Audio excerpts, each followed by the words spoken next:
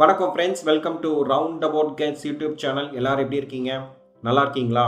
ஒவ்வொரு நாளும் ஒவ்வொரு கோவிலை பற்றி டீட்டெயிலாக இந்த சேனலில் பார்த்துட்டு வரோம். இன்னைக்கு நம்ம பார்க்க போகிற திருக்கோவில் கூவம் அருள்மிகு திரிபுராந்தகர் திருக்கோவில். இந்த கோவிலை பற்றி டீட்டெயிலாக தெரிஞ்சுக்கலாமா? இங்கு சிவன் சுயம்பு மூர்த்தியாக அருள்பாலிக்கிறார். இப்பகுதியில் மழை வரும்போது சுவாமியின் மேனி வெண்ணிறமாகவும் ஏதேனும் அசம்பாவிதங்கள் நடக்கும் முன்பு சிவப்பு நிறமாகவும் மாறுவதாக சொல்கிறார்கள். இங்குள்ள விமானம் கஜபிருஷ்டம் எனப்படுகிறது. திருஞான சம்பந்தர் தனது பதிகங்களில் சிவன் திரிபுராந்தக அசுரர்களை வதம் செய்த வரலாறை குறித்து பாடியுள்ளார். சிவனால் வதம் செய்யப்பட்ட தாரகனும் வித்யுன்மாலியும் கருவறைக்கு முன்புறம் துவாரபாலகர்களாக இருக்கின்றனர். ராஜகோபுரத்திற்கு நேரே காத்தல் தாண்டவம் ஆடிய நடராஜர் தனி சன்னதியில் இருக்கிறார்.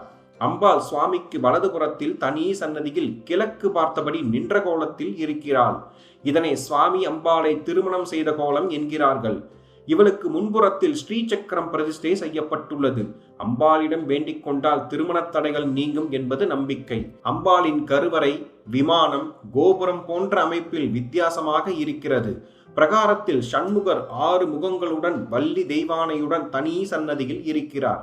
இங்குள்ள பைரவர் நாய் வாகனம் இல்லாமல் காட்சி தருகிறார். சுவாமியின் தலையில் பூரம் பட்ட இடத்தில் காயத்தழும்பு இருப்பதால் லிங்கத்தை தொட்டு பூஜை செய்வதில்லை. தலைக்கு மேல் பச்சை கற்பூரம் மட்டும் தூவி பாலபிஷேகம் செய்கின்றனர். இத்தலத்தில் சிவன் தவக்கோலத்தில் இருக்கிறாராம். எனவே இங்குள்ள அக்னி தீர்த்தத்தில் குறிப்பாக தவளைகள் மட்டும் வாழ்வதில்லை. தவளை எழுப்பும் சத்தம் சிவத்தவத்திற்கு தொந்தரவாக இருக்கும் என்பதால் தவளைகள் வசிப்பதில்லை என்கிறார்கள்.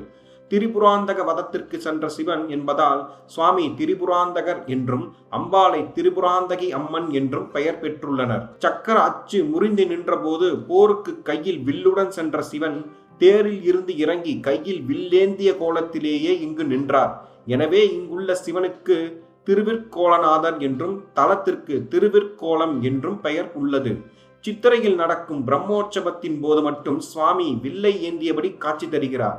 சிவனின் இந்த தரிசனம் மிகவும் விசேஷமானது. முஞ்சிகேஷர் கார்கோடர் என்ற 2 முனிவர்களின் வேண்டுதலுக்காக சிவன் திருவாலங்காட்டில் ஊர்த்துவ தாண்டவ நடனம் ஆடி காளியின் செருக்கை அடக்கினார்.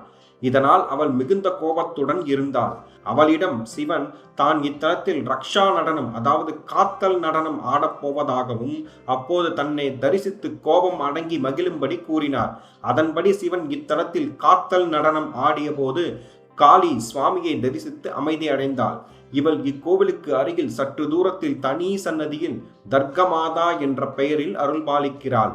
சிவனுடன் தர்க்கம் புரிந்து அவருடன் போட்டியிட்டவள் என்பதால் இவருக்கு இப்பெயர் ஏற்பட்டதாக சொல்கிறார்கள். இக்கோவிலின் தல வரலாறை பார்ப்போம். பிரம்மாவிடம் வரம் பெற்ற தாரகன், கமலாட்சன், வித்யுன்மாலி ஆகிய திரிபுர 3 அசுரர்கள் சேர்ந்து தேவர்களை தொடர்ந்து கொடுமைப்படுத்தினர். அசுரர்களை எதிர்க்க முடியாத தேவர்கள் அவர்களை அழிக்க தங்களை காக்கும்படி சிவனிடம் வேண்டினர். தேவர்களை காப்பதற்காக சிவன் அசுரர்களை அழிக்க ஒரு வில்லை ஏந்தி கொண்டு தேரில் சென்றார். எந்த ஒரு செயலை செய்யும் முன்பாக முழு முதற் கடவுளான விநாயகரை வணங்கிவிட்டு அல்லது மனதிலாவது நினைத்துவிட்டுத்தான் செல்ல வேண்டும் என்பது நியதி. இது சிவனுக்கும் பொருந்தும். ஆனால் அசுரர்களை அழிக்க வேண்டும் என்ற வேகத்தில் விநாயகரை நினைக்காமல் சென்றார் சிவன்.